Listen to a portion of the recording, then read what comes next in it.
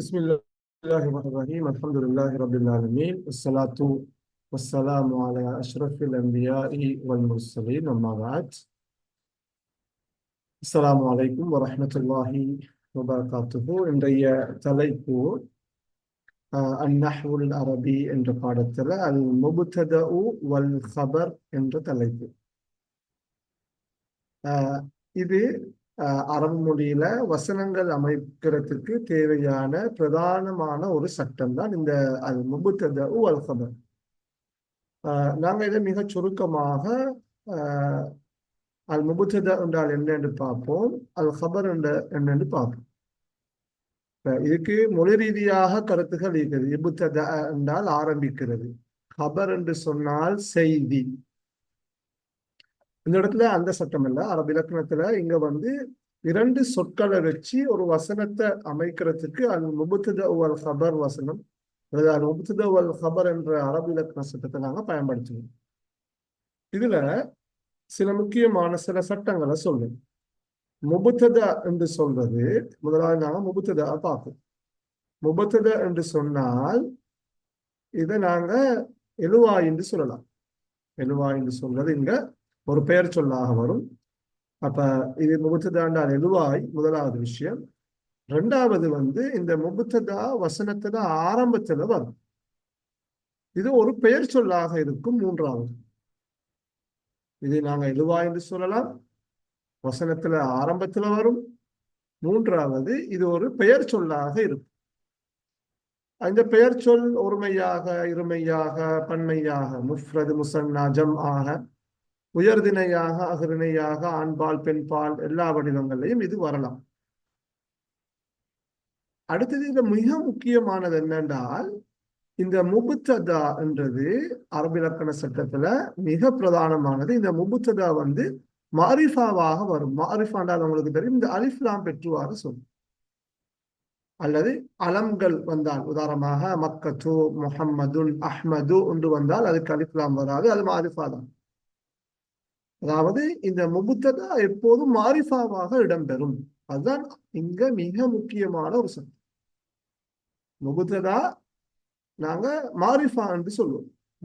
சொல்லுவோம் மாரிஃபா, அதாவது அல் பெற்று வரும் அல்லது அல் பெறாமலும் அலம்கள் பெயர் சொற்கள் இருக்குது. சில நபர்கள இடங்கள பெயர்களுக்கு வச்சா அது மாதிரிதான் நாங்க பயன்படுத்துறோம். உதாரணமாக அஹ்மது என்றால் அஹ்மது தான், அல் அஹ்மது என்று சொல்லலாம். என்றாலும் அந்த அலம்கள் பெயர்கள் இடங்கள் எல்லாம் மாரிஃபாவா தான் இருக்கும். அப்ப முப்ததா மாரிஃபாவாக இருக்கும். ஹபரை பத்தி நாங்க சொல்றேன்டா. அடுத்தது, இந்த ஹபர்ன்றது வசனத்துல இறுதியில வரும்னு வச்சுக்கோங்களேன். முப்ததா வசனத்துல ஆரம்பத்துல வந்தால் ஹபர் வசனத்துல இறுதியில வரும். சரியா? அடுத்தது, இந்த ஹபர் நாங்க முப்ததாவை எழுவாய்ந்தால் இந்த ஹபரை பயனிலேன்னு வச்சுக்கொள்வோமே. அதாவது பயனிலேன்னு நாங்க சொல்லிக்கொள்வோம். இப்போ எழுவாய் பயனிலே செயற்படும் பொருள், அது ஃபியல், ஃபாயில், மஃபூல் பிஹி, அதை நாங்க பொருள் படிப்போம். இப்போ நீங்க இந்த ஹபரை பயனிலேன்னு வச்சுக்கோங்க. வசனம் அது முடிஞ்சு வாரதுதான் இது, வசனத்துல இறுதியில வரும். அடுத்தது, இந்த ஹபர் நாங்க முதலாவது படிக்க போறோம். இந்த ஹபர் பெரும்பாலும் சிஃபத்தாக ஒரு பண்பு சொல்லாக இருக்கும். நாங்க பார்க்க போற முப்ததா ஹபர் எப்படின்றால், முப்ததா பெயர் சொல்லாக இருக்கும், ஹபர் சிஃபத்தாக இருக்கும். சிஃபத் என்றால் பண்பு சொல். முப்ததாவை நாங்க மாரிஃபாவாக இருக்கும்னு சொன்னோம். இந்த ஹபர் நக்கிரா, இது மிக முக்கியம். தன்வீன் பெற்று வரும். நக்கிரான நம்மளுக்கு தெரியும், தன்வீன். அப்ப முப்ததா மாரிஃபாவாக இருக்கும். சரியா? ஹபர் நக்கிராவாக இருக்கும். அப்படித்தான் இதுல சுருக்கமான சட்டம். முப்ததா என்றால் ஒரு பெயர் சொல், வசனத்துல ஆரம்பத்துல வரும். அதை மாரிஃபாவாக அல் பெற்று வரும். மாரிஃபாவாக அல் பெற்று வரும். அதற்கு நாங்க எழுவா என்று சொல்லலாம். ஹபர் என்று சொன்னால் அது வசனத்துல இறுதியில வரும். அது ஒரு பெரும்பாலும் பண்பு சொல்லாக இருக்கும். அது நக்கிராவாக இருக்கும். அப்ப இங்க நகுல மிக முக்கியமானது என்னென்றால், முப்ததா மாரிஃபா, ஹபர் நக்கிரா. இப்போ நாங்க அப்படி விலை கொண்டா சார். இப்ப நாங்க முப்ததா என்றால் பெயர் சொல், ஹபர் என்றால் பண்பு சொல். இந்த பெயர் சொல்லையும் பண்பு சொல்லையும் வச்சு நாங்க இப்ப வசனங்களை அமைச்சு பார்ப்போம். அதான் முப்ததா கபர் சட்டம். இதுல பொதுவான ஒரு நோட் ஒன்று குறிப்பொன்று நான் சொல்றேன். இந்த முபத்ததா கபர் வசனங்களுக்கு தானே இது எப்படி இருக்கும் என்று சொன்னால் முற்று பெற்ற வசனங்களாக காணப்படும். வசனம் முடிஞ்சிருக்கும், தொக்கி நிற்காது. அத உங்களுக்கு மொழிபெயர்த்து காட்டப்போல நான் அதை விளங்கப்படுத்துறேன். சரியா? அது முபத்ததா வல் கபர் வசனங்கள் எப்படி இருக்கும்? முற்று பெற்றதாக காணப்படும். இப்ப நாங்க பாருங்க, இந்த நாங்க ஏற்கனவே சொன்ன இந்த அரபு இலக்கண விதிகளை வச்சு இந்த சட்டத்தை பார்ப்போம். அப்ப அல் பைத்து ஒன்று இருக்குது. அல் பைத்து என்றால் வீடு. அப்ப நாங்க பாருங்க, ஒரு பெயர் சொல்லாக இருக்குது, மாரிஃபாவாக அல் பெற்று வந்திருக்குது, வசனத்துல ஆரம்பத்துல வந்திருக்குது. இப்ப வீடு ஜமீலுன், ஜமீலுன் என்றால் அழகானது. அல் பைத்து ஜமீலுன், வீடு அழகானது. அப்ப இது பாருங்க நக்கிரா, தன்வீன் பெற்றிருக்கு.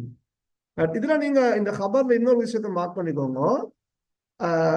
அதாவது இந்த முபுத்ததாவை ஒத்ததாக ஹபர் இருக்கும் அப்படின்றால், முபுத்ததா ஆண்பால் என்றால் ஹபர் ஆண்பால், முபுத்ததா பெண்பால் என்று சொன்னால் ஹபர் பெண்பால், முபுத்ததா முஃப்ரத் ஒருமையாக வந்தால் ஹபரும் ஒருமை, முபுத்ததா முசன்னாவாக இருமையாக வந்தால் ஹபர் இருமை, அல் முபுத்ததா ஜம் ஆக பன்மையாக வந்தால் ஹபர் பன்மை. எனவே ஹபர் முபுத்ததாவை ஒத்ததாக காணப்படும். எதுல? அதாவது ஆண்பால் பெண்பால் ஒருமை இருமை பன்மை போன்ற விடயங்கள்ல முபுத்ததாவை ஒத்ததாக ஹபர் காணப்படும். எனவே அல் பைத்து என்பது ஆண்பால், எனவே ஜமீல் என்று வந்தீங்க. அப்ப இது அல் பைத்து என்றது முபுத்ததா, ஜமீல் என்றது ஹபர்.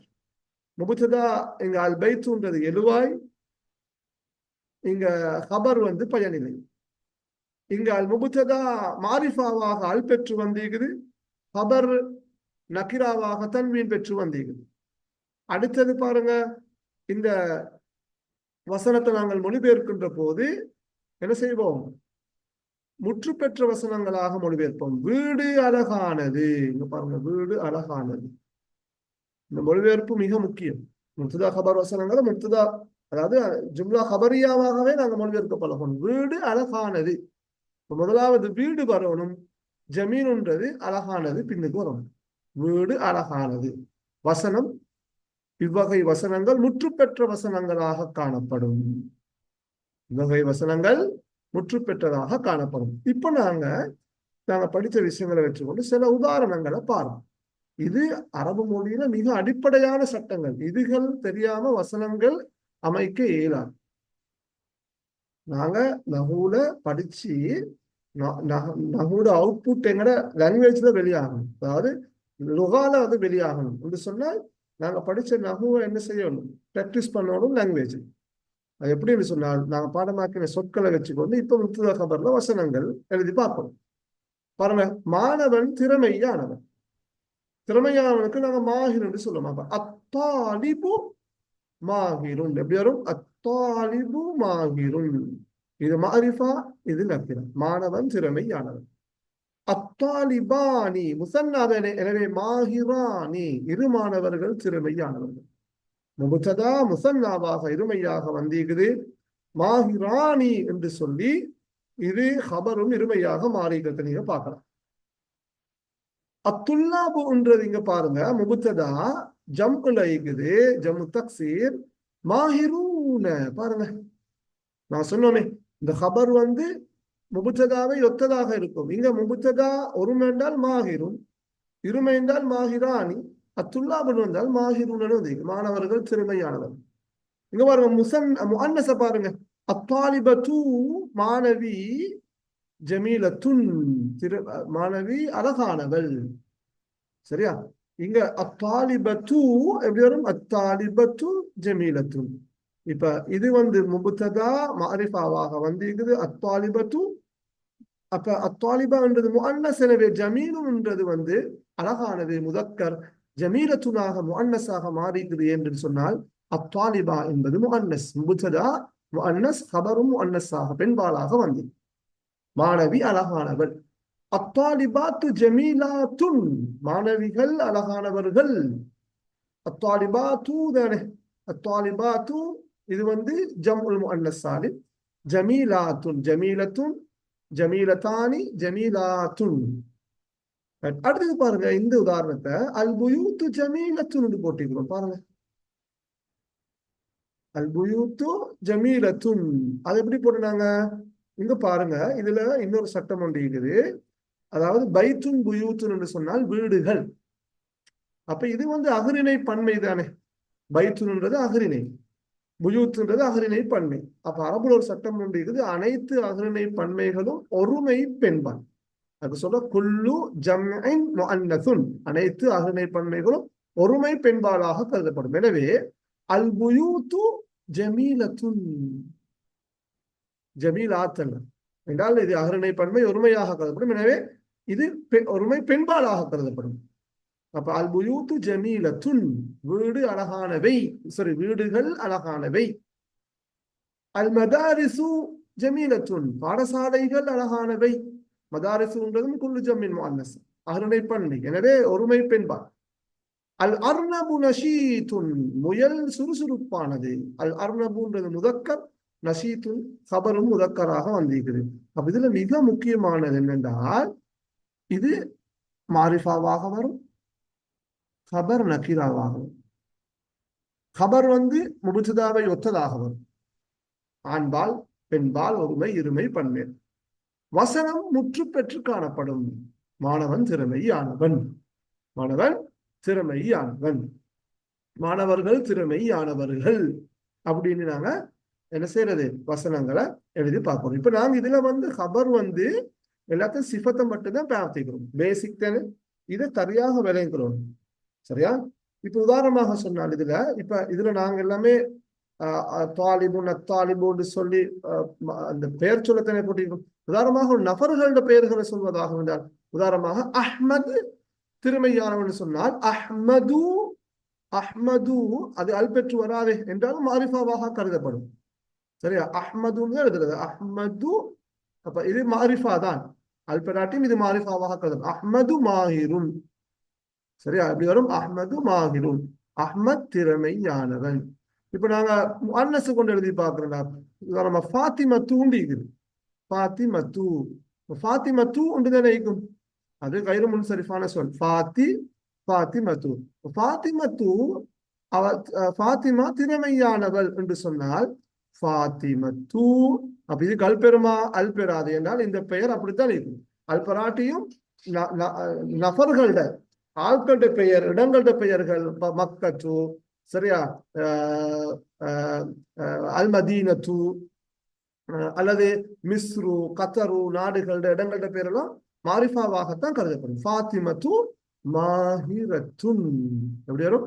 ஃபாத்திமா திறமையானவர்.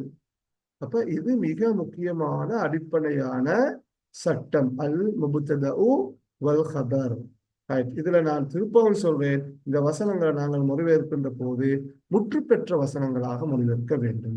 மாணவன் திறமையானவன், ஃபாத்திமா திறமையானவள், அஹ்மத் திறமையானவன்.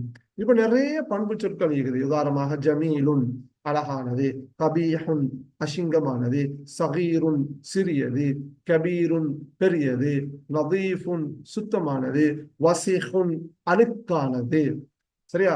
கலீலுன் குறைந்தது, கசீருன் அதிகமானது, சரியா.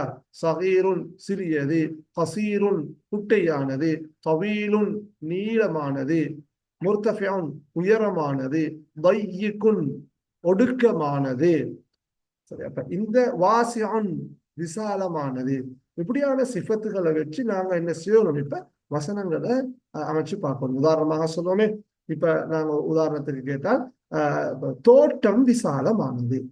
தோட்டத்துக்கு நாங்க சொல்லுவோம் அல் ஹதீகத்து, தோட்டம் விசாலமானது என்று சொன்னே வசனம் முடிஞ்சுக்கு. அப்ப நீங்க விளைக்கணும், இது அல் முபுத்ததஉ வல் கபர் வசனம். எனவே அல் ஹதீகத்து வாசிஅத்துன், அல் ஹதீகத்து வாசிஅத்துன். வாசிஅத்துன் போட்ட அல் ஹதீகா என்பது முஅன்னஸ். அப்ப இங்க அந்த வசனம் முப்ததா கபர் வசனம். எனவே ஹதீகத்துன் என்றது அல் ஹதீகாவாக மாரிஃபாவாக வந்திருக்குது. எனவே கபரை நாங்க என்ன செய்யணும்? சிஃபத்தாக மாற்றணும். அல் ஹதீகத்து வாசிஅத்துன். அது ஹதீகத்தோ வாசி அத்துன், தோட்டம் விசாலமானது. இப்ப சொல்லுவோமே பள்ளி வாசல் சுத்தமானது. இப்ப நாங்க பள்ளி வாசலுக்கு சொல்லுவோம் மஸ்ஜிதுன்னு என்று சொல்லி. இப்ப நாங்க நக்கீரால தானே பேர் சொற்களை பாடமாக்குவோம். மஸ்ஜிதுன்னு என்றால் ஒரு பள்ளி வாசல் நக்கீராவாக இருக்குது. அப்ப நாங்க எப்படி சொல்றது? பள்ளி வாசல் சுத்தமானதுன்னு சொன்னால் அல் மஸ்ஜிது சுத்தமானது சொல்லுவோம் நதீஃபுன். அல் மஸ்ஜிது நதீஃபுன், பள்ளிவாசல் சுத்தமானது. அப்ப எப்படி நாங்க முக்ததாகப்படுவதற்கு வசனங்கள் அமைத்து பார்க்க வேண்டும். நாங்க இன்ஷா அல்லாஹ் இன்னும் அதிகமான பயிற்சிகளை செய்து பார்ப்பதன் ஊடாக இந்த அல் முப்ததா வல் ஹபர் என்ற அடிப்படையான சட்டத்தை எங்களுக்கு இன்னும் தெளிவாக விளங்கிக் கொள்ள முடியுமாக இருக்கும்.